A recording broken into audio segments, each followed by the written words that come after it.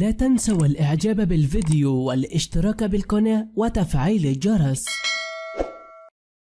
السعودية تداول فيديو تعنيف وضرب طفلة والداخلية ترد. دبي الإمارات العربية المتحدة CNN تداول نشطاء على موقع التواصل الاجتماعي مقطع فيديو يسمع فيه قيام بتعنيف طفلتها، الأمر الذي أثار تفاعلا كبيرا. ونشرت وزارة الداخلية مقطع الفيديو المتداول بدون صوت على صفحتها الرسمية بمنصة سناب شات. وقالت الداخلية في بيان أرفقته بمقطع الفيديو، وأوضح المتحدث الإعلامي للشرطة المنطقة الشرقية أنه إشارة إلى المحتوى المرئي المتداول عن تعرض طفلة للتعنيف بالضرب من والدتها، فإنها تمت مباشر الواقعة والوقوف على الحالة بالتنسيق مع وحدة حماية الأسرة بوزارة الموارد البشرية والتنمية الاجتماعية.